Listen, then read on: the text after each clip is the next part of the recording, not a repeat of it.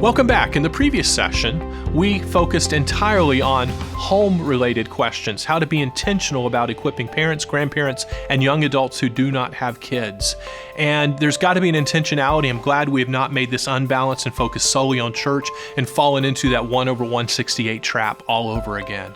This segment is dedicated, though, to a church emphasis. What do we need to do? And we're leading up to that all-important question that so many of you have asked: what is the step-by-step process to introduce and launch successfully a strong D6 family ministry in my church?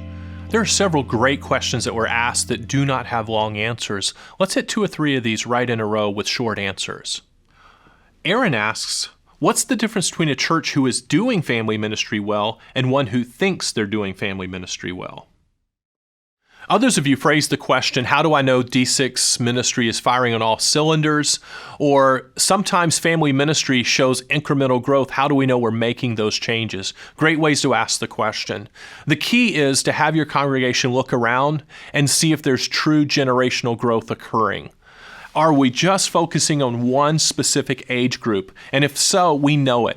We need to ask ourselves, are we programming or creating worship that only satisfies that one age group that's present? If we are, then our preferences are saying we could care less about the future or the spiritual development of any other generation.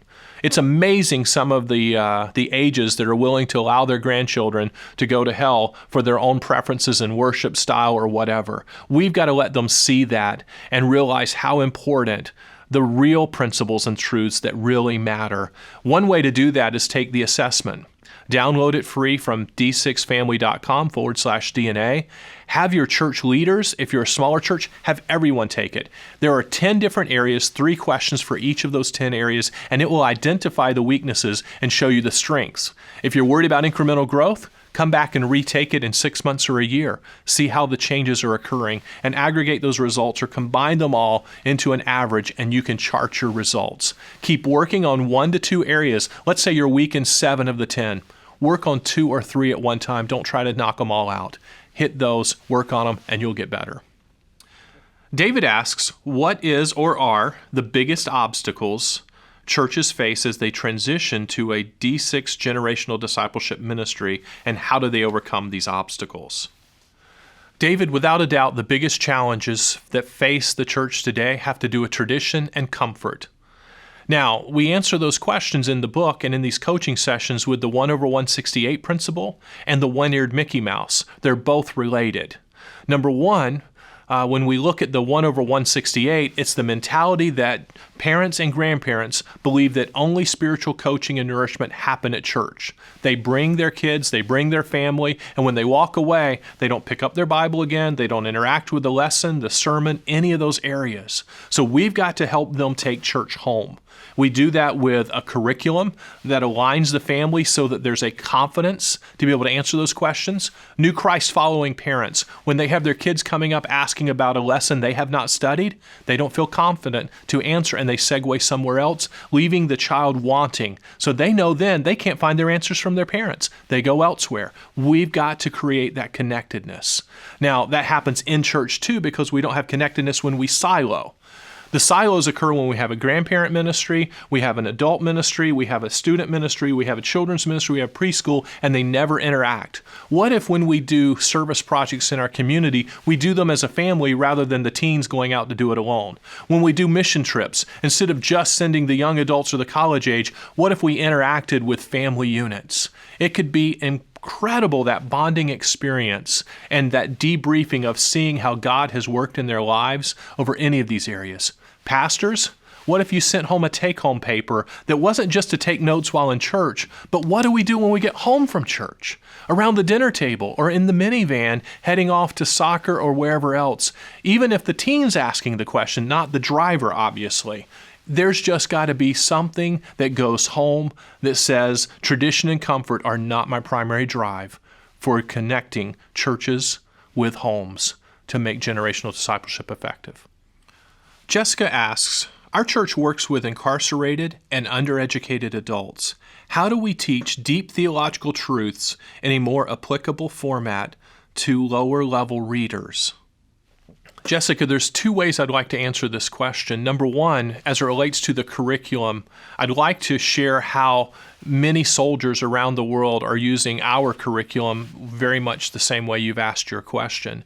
Chaplains have ordered our curriculum for the soldiers who are deployed overseas, and many times they've actually ordered our upper teen level curriculum or our young adult rather than our adult curriculum. They recognize that their reading or their prior biblical walk has not been one that would be a normal adult, and so they start at that level. And they don't try to insult them, they just tell them, hey, they think this one will be more fun, and they teach that up. And that would be the way I would answer part of that question.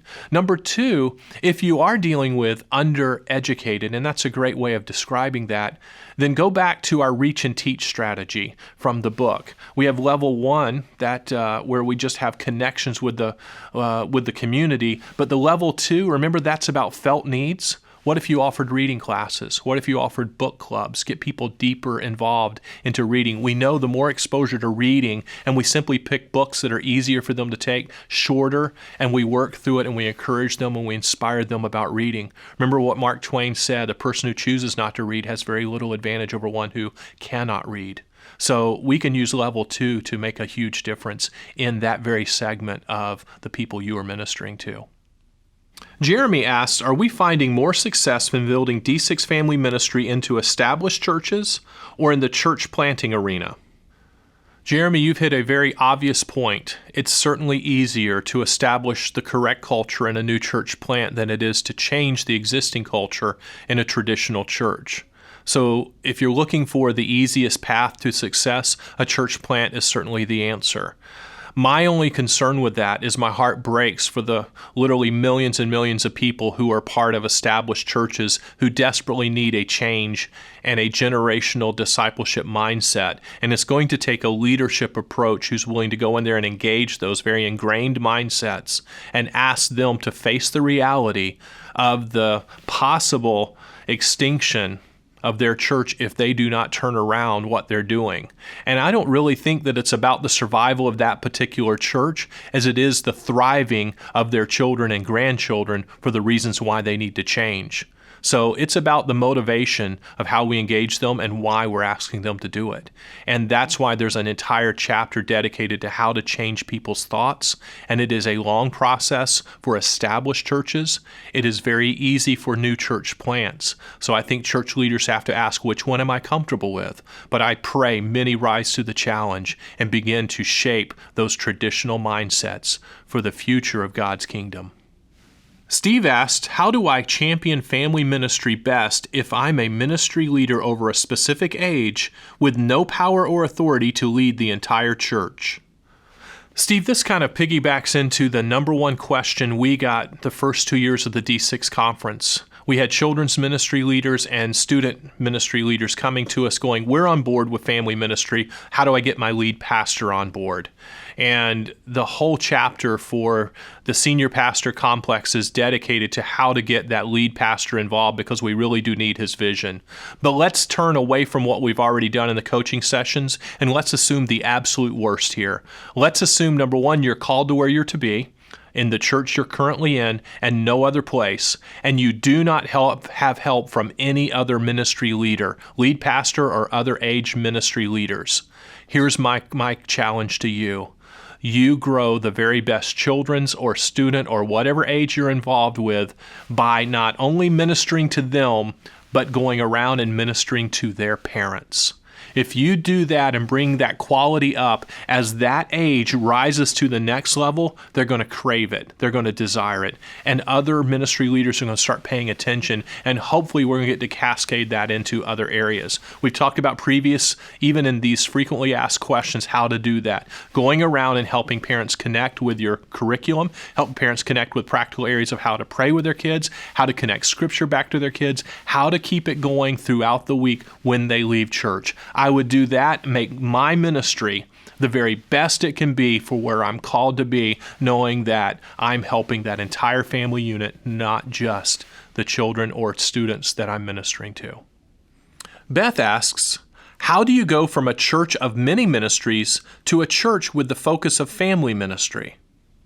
Beth, kudos for asking a tough question, because churches often feel the success is measured by how many programs they have going. The truth is, we need to ask two simple questions. One is our church producing healthy families? And second, are we reaching people for Christ?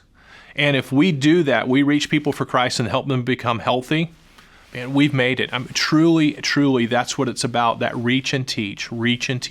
That's the Great Commission. That's what the Bible talks about. But we tend to over-program, and we bring people in, and sometimes the families suffer as a result. So the question becomes, how do we help with the programs? Ask the key question. If I was starting over today, would I build these same ministries? If not, what should I build?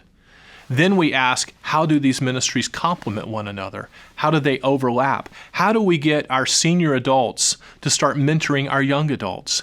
How do our senior adults mentor married couples no matter what season of life they're in? How do our young professionals come along and help college students or teenagers? There's so much overlap and pouring in we can do that if we look at our ministries and say, how do we help each other rather than just be busy? That's a huge difference, and the matrix changes dramatically when we measure success in those ways. Make sure that we're not programming to a point that people are taken away from their families and their families are suffering. So, just to recap, build strong families, reach people for Christ. And that cycle should work based on the season of life that they're in. Now for the question we've been waiting for, the one that many of you have asked and others do on a regular basis.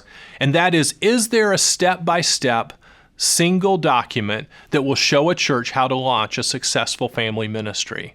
Great question. And in short, we can walk you through this. Get ready to write it down. In the near future, we can probably send you a single PDF that shows you these steps. To launch a successful family ministry plan is very similar to launching a capital campaign. You don't launch a capital campaign without getting your key influencers and donors on board ahead of time. So I'm going to give you step-by-step that will mirror how we would launch a capital campaign. So while you may have never launched a family ministry campaign, if you've done capital or other initiatives, it's very much the same way. We're going to lead through change.